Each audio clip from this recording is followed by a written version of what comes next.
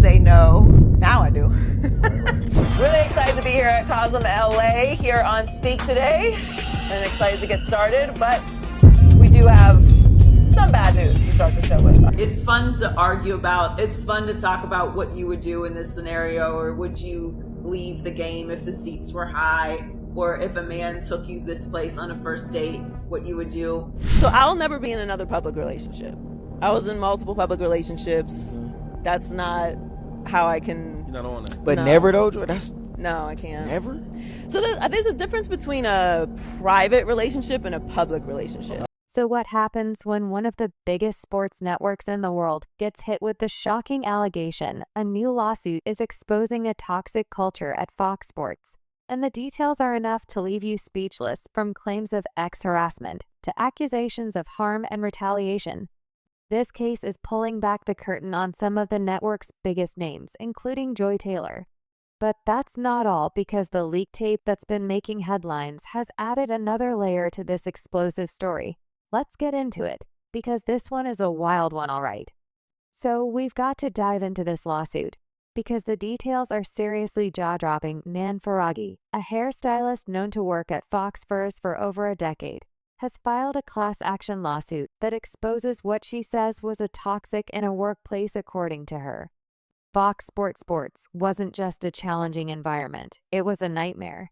A lot to unpack this week at Fox Sports as the network was hit with a lawsuit from a former hairdresser based in their Los Angeles studios. The lawsuit implicates not only Skip Bayless, but also Joy Taylor, Emmanuel Acho, and an executive at the company, and none of it is good. But Faraghi claims she endured years of harassment and mistreatment, describing a workplace culture that was misogynistic, racist, and ableist. In the lawsuit, she says that the executives on air talent were allowed to get away with outrageous behavior. And here's where it gets even worse. She alleges that when employees like her tried to speak up, they were retaliated against. Instead of fixing the issues, Fox allegedly promoted the very people responsible for the toxic environment. But that's not all. This isn't just about a bad workplace, because Faraghi is also accusing the network of some serious misconduct, including physical and verbal harm. And it's not just random people being named. We're talking big names like Skip Bayless, Charlie Dixon, and even Joy Taylor. They're listed in this suit. And this alone has the sports world buzzing. But let's talk about one of the biggest claims against Skip Bayless, because this one is a bombshell. According to Nan Faraghi, she started cutting Biss's hair weekly for his show. At first, their conversations were casual, focused on harmless topics like work and life. But things quickly took a turn, and Faraghi claims that Biss began making unwanted advances towards her. Waves out. Take me out, coach. Oh, we ain't gonna talk about this. Take me out. It's my turn. It is. You told me it was my turn. You can talk all that you want to, yell and scream, you lost. It is my You turn. lost the game. The suit alleges that Biss found excuses to touch Faraghi during these appointments.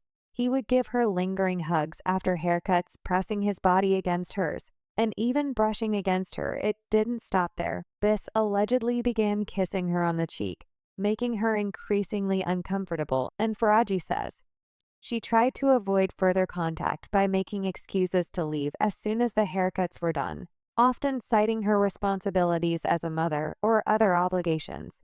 But Biss didn't seem to take the hint, according to Faraghi. He even made inappropriate comments about her body, calling her voluptuous. Everything is a feminized conversation because we have injected vaginas into every. Well, the situation became even harder for Faraghi to handle because of her limited English skills, which she says sometimes led to misunderstandings or made it difficult to speak up.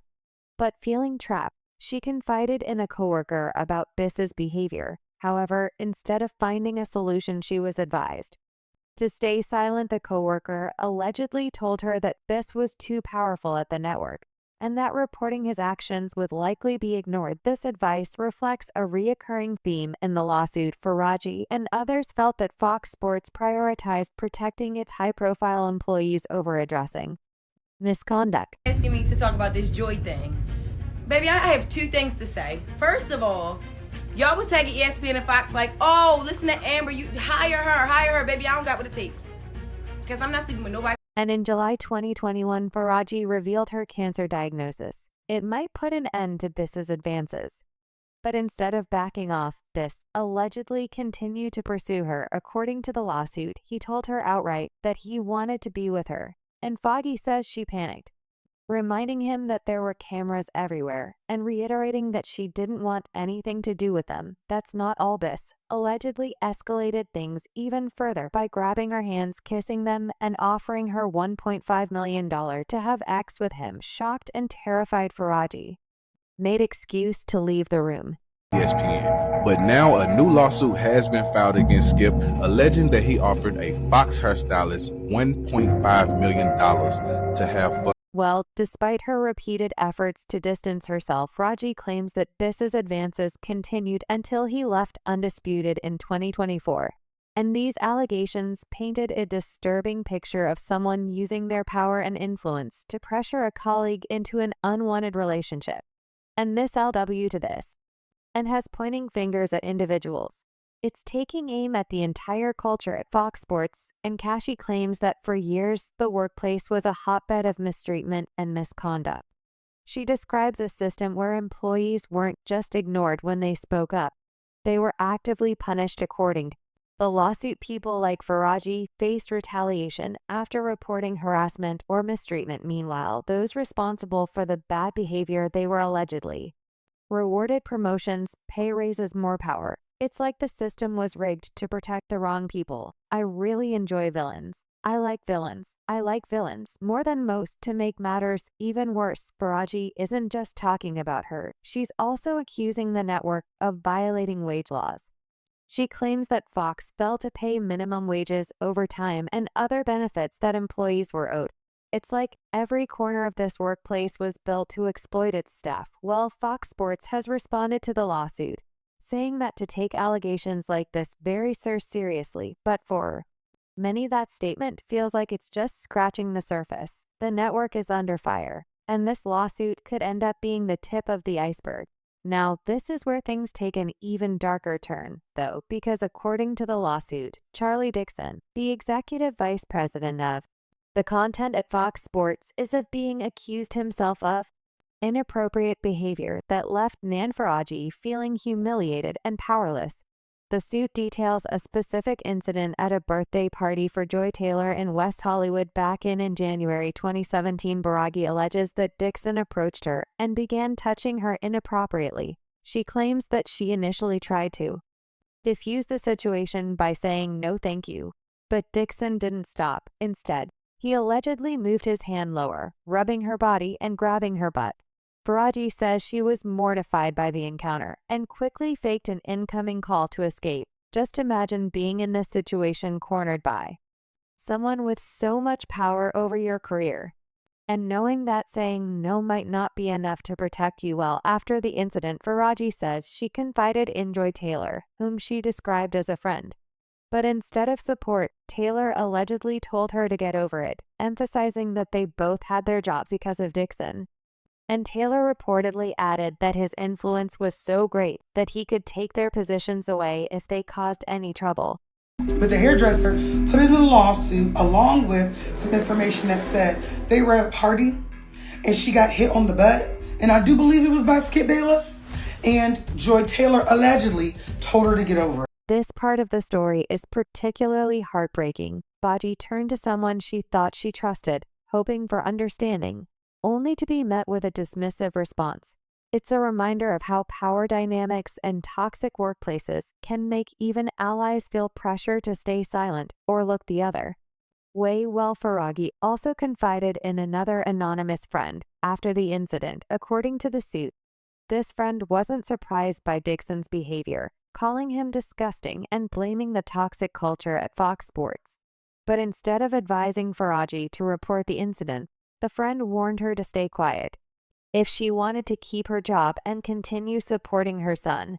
They're very non-negotiable for me. I went through a very serious stretch of therapy where I knew that the main thing that I was going to focus on healing was my complete inability to enforce boundaries. And to make matters even worse, the allegations didn't stop there in 2023. An anonymous television host told Faraji that her contract with Fox wouldn't be renewed unless she slept with Dixon. The host also claimed that Dixon had made similar demands to other women at the network, suggesting a pattern of behavior that had gone unchecked for years.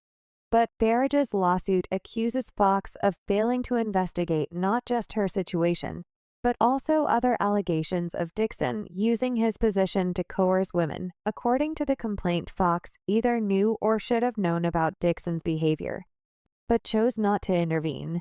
But as Fox knew or should have known about Mr. Dixon's willingness and propensity to use his position to harass women, Fox is liable for the materialization of that particular harm, the suit read. While accusations paint a picture of a workplace where these in power were allowed to misuse their positions without fear of consequences, while employees like Foggy were left to navigate the fallout on their own. Well, now let's talk about the accusations against Joy Taylor, because this part of the lawsuit is as messy as it gets. According to the complaint, Taylor allegedly had an ex-relationship with Charlie Dixon, the Fox Sports executive named in the suit to secure her spot on Undisputed.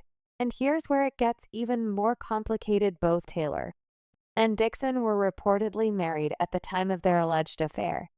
I'm a very public person and I share a lot about myself, but my private, personal life to me is something that's really sacred. Sure. And so my official answer is always. But that's not all, because Faraji, who worked closely with Taylor, claims that their friendship eventually soured after their falling out. Taylor allegedly mocked Faraji's Persian accent and how she pronounced her name. Imagine going to work every single day, already dealing with the pressure of a toxic environment, and then being mocked by someone you once considered a friend. It's not just unprofessional, it's cruel. But it didn't stop there, because the lawsuit also accuses Taylor of using her ex, Shirley, to advance her career further in 2020, when Taylor reportedly wanted a position that Speak For Yourself, a show featuring former NFL player Emmanuel Acho. She allegedly became involved with both Dixon and Acho. At the same time, Faraji says she was alarmed when she learned about this, and even tried to tell her about the risk. According to the complaints, Faraji told her that Dixon was a powerful man who might not take lightly if he found out that she was also involved with someone else at the network. But instead of taking the warnings seriously, Taylor allegedly brushed it off. Do you all realize how hard it is to get into the position that she is in? So often there's misogyny and sexism running rampant in sports, and we don't even care what women have to say in sports. But Joy is not only in the position on television as a woman, as a black woman, but as an opinionist. Now here's where things take a very ironic turn, because long before these allegations came to light, Joy Taylor had publicly shared her thoughts and what she looks for in a man. Let's just say it doesn't exactly line up with her alleged behavior. How would I not know how hard it is to do the show I work on? You have to constantly reaffirm that you are good enough, that you belong there, and then always prove it. So I would just always say you got to do twice the work to get half the opportunity.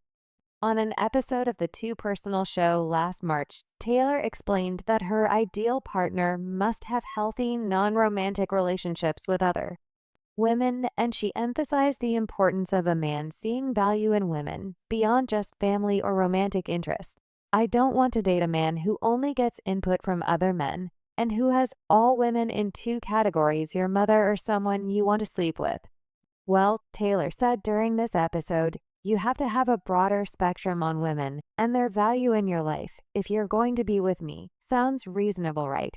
But here's the kicker. Less than a year later, Taylor was named in a lawsuit accusing her of sleeping with multiple colleagues at Fox Sports, allegedly trying to advance her career. Well, during a lunchtime meeting in Beverly Hills in February 2020, Faraji says she noticed Taylor and Ao's romantic chemistry firsthand. Later, she asked Taylor if Acho worked at Fox. Taylor reportedly confirmed their relationship and explained that she was counting on him to recommend her for Speak For Yourself. Think about that for a moment. Taylor, who spoke passionately about valuing women for more than their romantic roles, allegedly engaged in relationships that, at least from Vero's perspective, were calculated moves to climb the corporate ladder.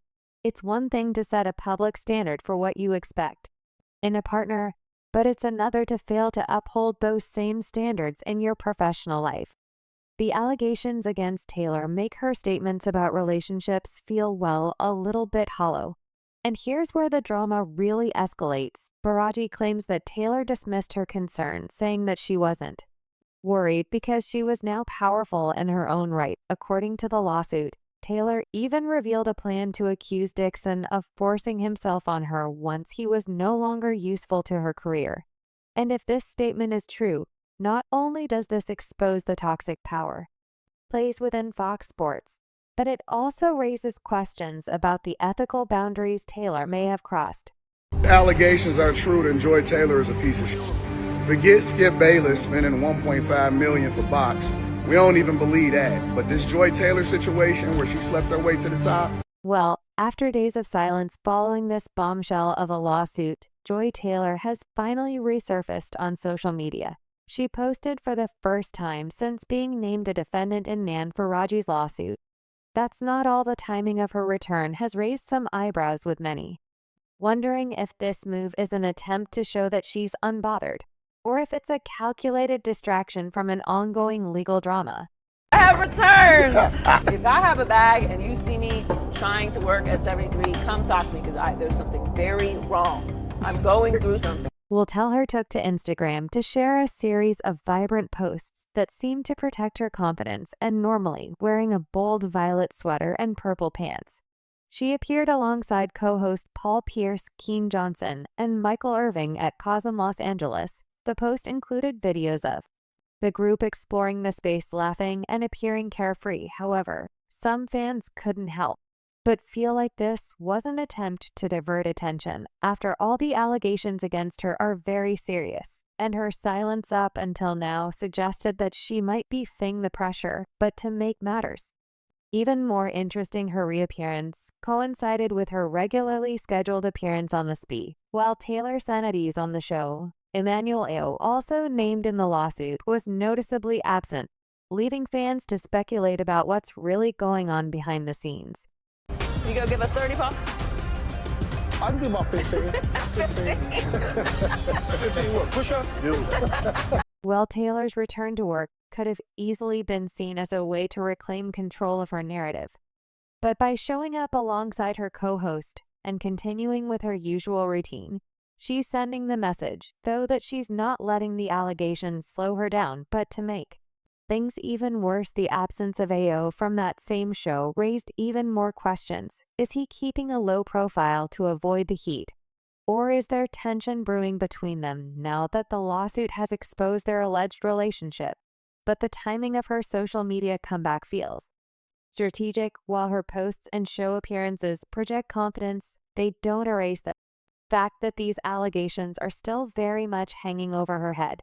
Well, Taylor and AO now find themselves in a delicate position, especially since the lawsuit paints them as intertwined in more ways than one. While Taylor's decision to post again and return to work might seem like a move to normalize her presence, it's hard not to see it as damage control. And to make things even more complicated, her upbeat Instagram PO could be viewed as tinny, considering the serious nature of the claims against her. But for someone whose career thrives on public perception, this might be her way of showing the world that she's still standing, no matter what. But y'all, this story is wild, and it leaves us with a whole lot to think about. Do you believe Joy Taylor's return to social media is her way of showing confidence, or is this just damage control? And what do you think about this lawsuit? Will it affect your career and reputation of Fox Sports as a whole? Most importantly, with all these allegations rolling around, is there more to this story that hasn't come out yet? Drop your age in comments below, because we know you have some strong opinions on this one.